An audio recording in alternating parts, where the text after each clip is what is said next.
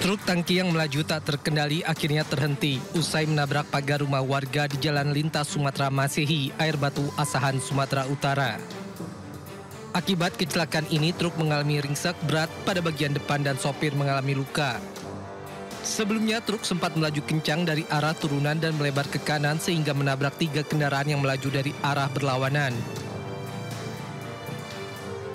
Sementara menurut rekan pengemudi truk tangki, kecelakaan terjadi akibat truk mengalami remblong dan pengemudi tak dapat mengendalikan kendaraannya. Remnya belum, jadi tidak ada dari kemari. Gitu. Pas di turunan ya Pak? Ya, turunan itulah dia mulai rem belum. Nggak ada korban ya Pak? Jarang ada. Bapak ini luka-luka Pak? Iya. Tidak ada korban jiwa dalam peristiwa kecelakaan ini dan kasusnya ditangani unit Gakum Satlantas Polres Asahan. Dari Asahan, Sumatera Utara, Ulil Amri, iNews melaporkan.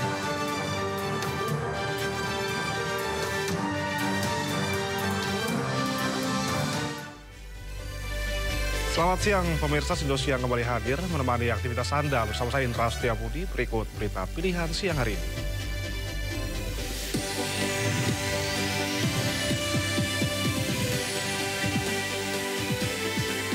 Puluhan remaja pengunjuk rasa meneteskan air mata di pangkuan Ibunda usai dibebaskan dari Polres Purbalingga.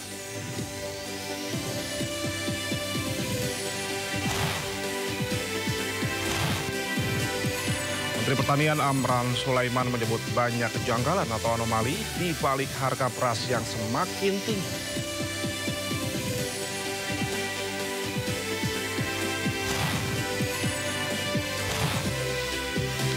Libur panjang hari terakhir warga berpiknik menjumpai satwa di kebun binatang Ragunan, Jakarta.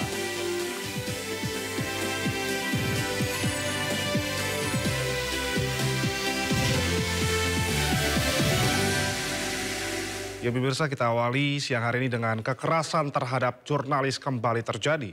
Di Medan, Sumatera Utara, seorang wartawan media online ditemukan tewas dengan luka di sekujur tubuh.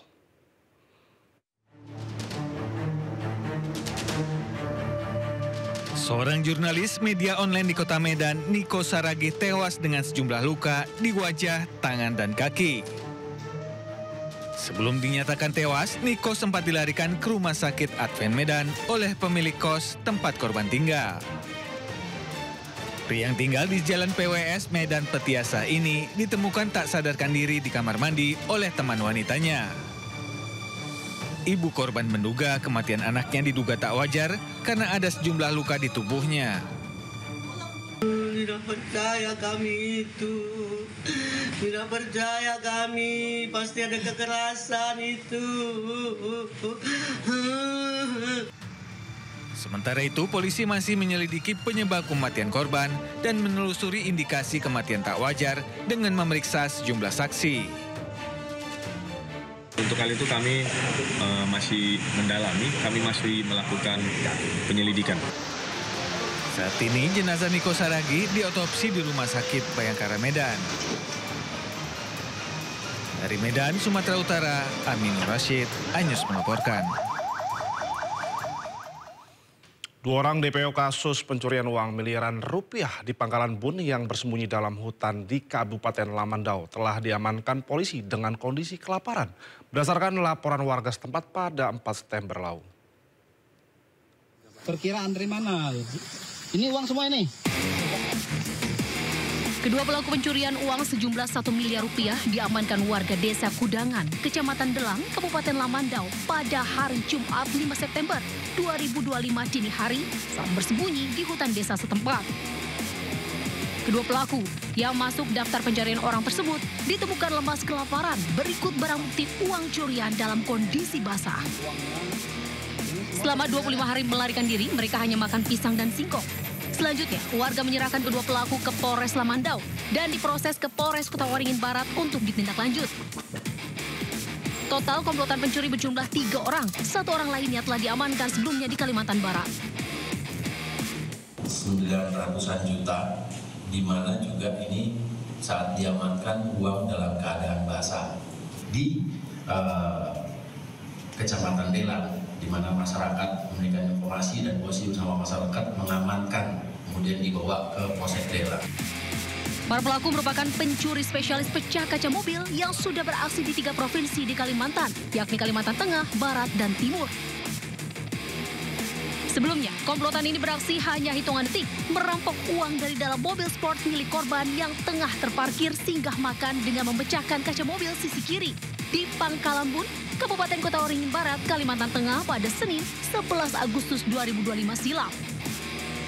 Para pelaku dikenakan pasal pencurian dengan pemberatan dan terancam pidana 9 tahun penjara.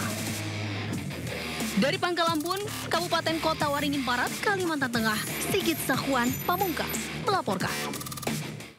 Kasus kematian tragis satu keluarga di Kabupaten Indramayu, Jawa Barat naik status ke tahap penyidikan. Polisi telah menemukan dugaan tindakan pidana dalam kasus ini.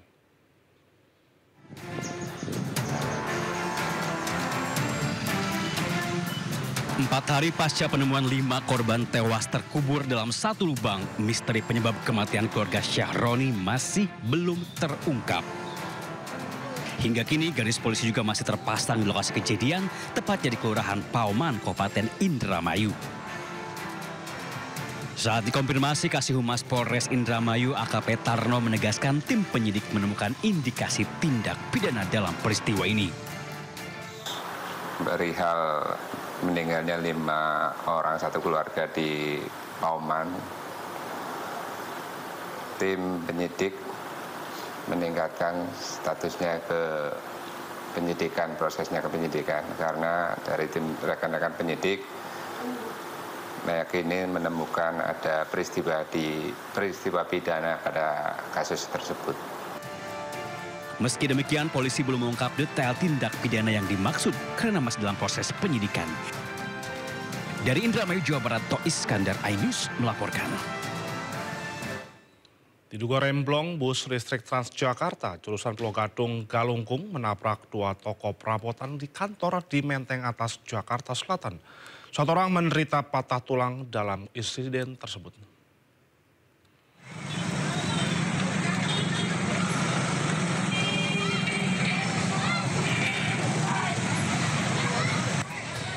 Video amatir warga merekam detik-detik usai kecelakaan bus Transjakarta yang menabrak 2 toko perabotan kantor di Jalan Minangkabau, Menteng Atas, Jakarta Selatan Sabtu siang.